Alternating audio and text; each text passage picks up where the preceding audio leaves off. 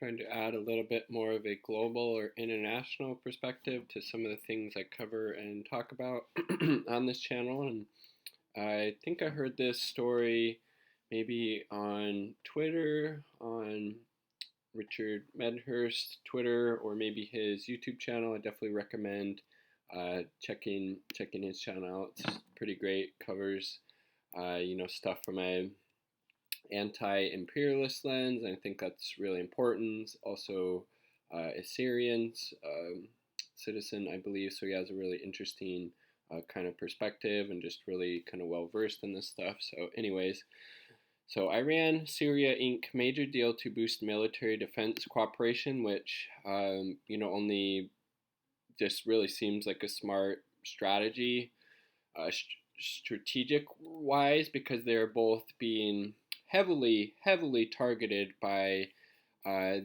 U.S. and these Western powers, particularly the U.S. with these, just sanctions that are causing just untold amount of suffering on the civilian population in both of these countries.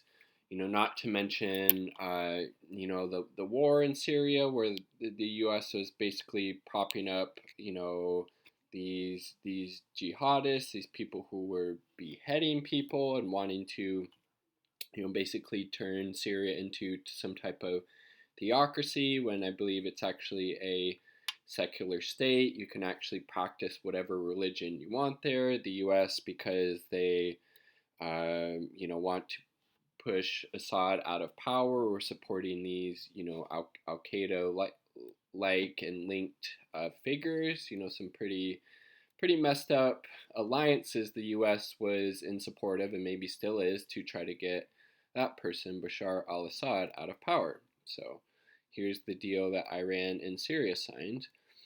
The deal was signed on Wednesday during a ceremony in Damascus, that's Syria, attended by Chairman of the Chiefs of Staff of the Iranian Armed Forces, Major General Mohammad Bakari, and Syrian Defense Minister Ali Abdullah Ayoub. And I apologize if I'm butchering any of these names. It's definitely not on purpose. Speaking after signing the agreement at the headquarters of the General Command of the Syrian Army and Armed Forces, Major General Bakari said the deal increases our will to work together in the face of U.S. pressure. Exactly, so it just totally makes sense. He added, the people and countries of the region do not welcome the presence of the United States, and our response to the American prattling will continue. We will strengthen Syria's air defense systems within the framework of strengthening military cooperation between the two countries. On the Turkish military presence on Syrian soil, the Iranian top commander said that Turkey is dragging its feet regarding the implementation of its commitments under the Astana agreements on the withdrawal of terrorist groups from Syria. Again, those terrorist groups were aided and abetted by the U.S. Kind of disturbing, right? That's, as a U.S. citizen, that's our tax dollars at work funding groups like Al Qaeda, Daesh. Kind of messed up, right? I mean, very messed up. He said Turkey must realize that the solution to its security problems is through negotiation with the Syrian side and not through military deployment in the Arab country. Exactly. Ayoub, for his part, said if the American administration had been able to subjugate Syria, Iran, and the axis of resistance, they would have not hesitated for a moment, but they haven't been able to.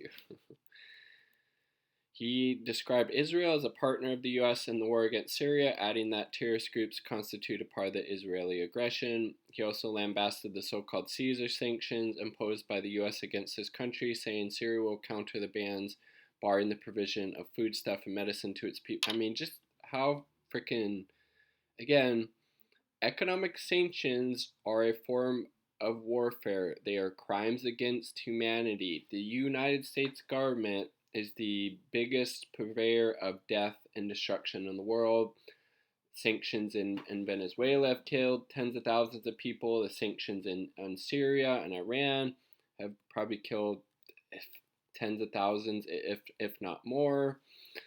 And, the U.S. support, militarily of the Saudi Arabia regime has led to the just genocide that's happening there. So again, the United States is not some purveyor of democracy and freedom and human rights. The U.S. state is the complete antithesis of those things. And if you consider yourself to be on the left at all, or to be a progressive or a socialist or a social democrat, whatever, you need to speak out against U.S. imperialism wherever it's happening, whether it's Venezuela, Cuba, Nicaragua, Iran, Syria, China, wherever it's happening. You need to call it out, or you're just a shill for the military-industrial complex, and frankly, you should be ashamed of yourself.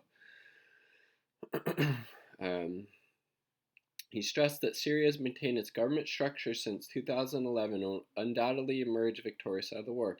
The two sides also underlined the need for the withdrawal of foreign forces who have been illegally deployed to the Arab country in violation of international law, and said the forces are the main obstacle to the complete cleansing of armed terrorist groups in some parts of Syria, because they are the ones actually supporting and partnering with them. They also issued a joint statement which said a continued battle against Takfiri terrorism supported by some regional international powers is among the goals of the agreement. Not super sure what that is. Iran began providing Syria with advisory military assistance after numerous countries at the head of them, the U.S. and its Western and regional allies, started funding and arming militants and terrorists with the aim of deposing Syrian President Bashar al-Assad's government. Despite initially losing considerable expanse of the territory to Daesh terrorist organization that the U.S. was propping up, and other terror outfits, the country, however, rallied with the help of Iran and Russia, another Damascus ally, and reversed the balance in favor of itself on the battleground. So it totally makes sense that Syria and Iran are joining in this cooperation deal with regards to the military and defense of their respective countries, and all solidarity to the people of Syria, Iran, Venezuela, Cuba, China, anywhere the U.S. is trying to instigate any type of imperialism. We need to call it out, because that shit's fucked.